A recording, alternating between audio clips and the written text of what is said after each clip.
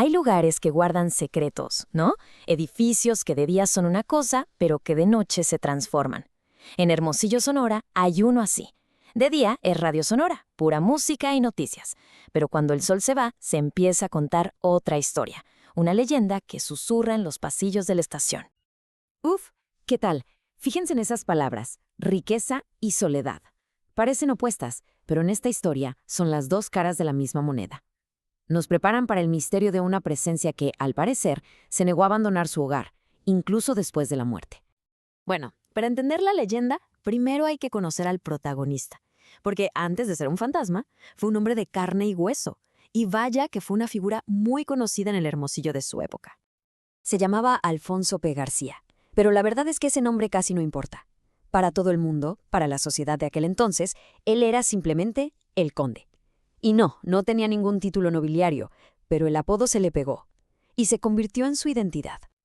Ahora, la pregunta del millón, ¿de dónde salió ese apodo tan particular? Pues miren, hay dos versiones, dos chismecitos de la época. La primera es casi un chiste.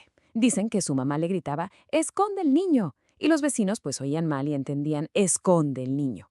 La otra teoría, quizás un poco más creíble, tiene que ver con su apariencia.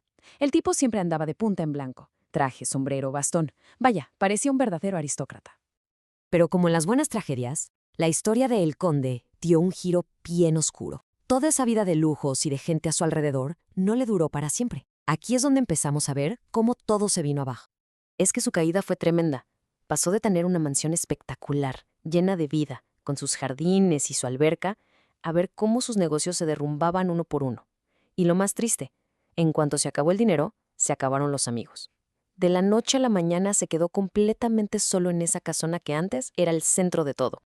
Imaginen la escena, una de esas noches con mucho viento, de las que silban en las ventanas. Y ahí está él, el conde, quizá perdido en sus recuerdos, caminando junto al borde de la alberca.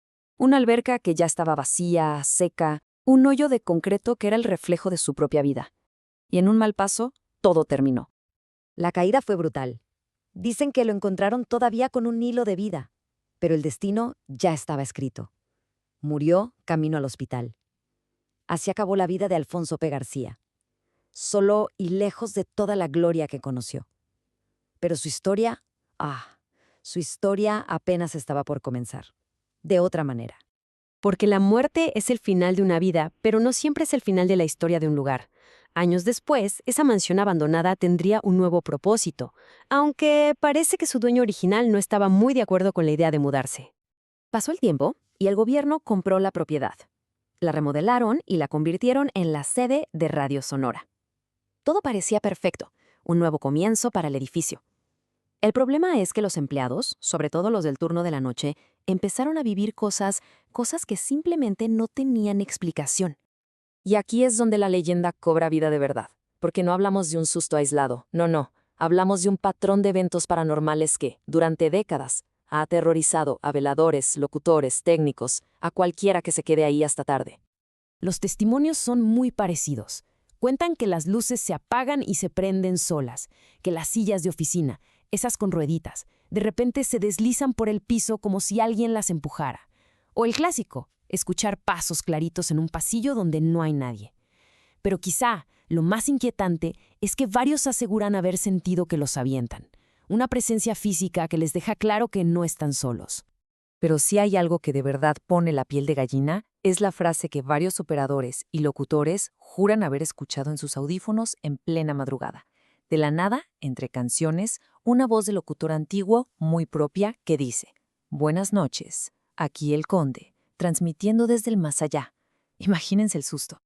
Pues llegó un punto en que el miedo fue demasiado. La gente ya no quería trabajar de noche. Así que decidieron que ya era hora de hacer algo, de tomar cartas en el asunto para intentar recuperar su lugar de trabajo. Ya hartos de la situación, buscaron ayuda, digamos, divina. Se organizaron y llevaron a un sacerdote para que bendijera el edificio. La idea era simple: darle paz al lugar y, con suerte, convencer al espíritu de El Conde de que por fin descansara. Y ahí estaban todos, reunidos en la estación de radio. El sacerdote comenzó el ritual. Empezó a caminar por los pasillos mientras rezaba y rociaba el agua bendita. Se sentía una tensión tremenda en el aire. Y justo en ese momento, la respuesta de lo que sea que estuviera ahí fue inmediata. ¡Pum! Se fue la luz. Un apagón total que dejó a todo el edificio en la más absoluta oscuridad, como si alguien hubiera bajado el interruptor principal para decir, aquí no. Pero eso no fue todo. En medio de la oscuridad y el silencio, empezaron a escuchar agua, el sonido de agua brotando del piso, con fuerza, como si la vieja alberca donde murió el conde se estuviera llenando de nuevo de forma sobrenatural. El terror fue tal que todos, incluido el sacerdote, salieron corriendo de ahí. Cuentan que desde ese día nadie se ha vuelto a meter con el fantasma de Radio Sonora. La leyenda del conde sigue viva. Y esto nos deja pensando, ¿y si las voces del pasado en realidad nunca se van? Quizás solo cambian de frecuencia y siguen ahí, en el aire, esperando que alguien, por casualidad, sintonice la estación correcta para volver a escucharlas.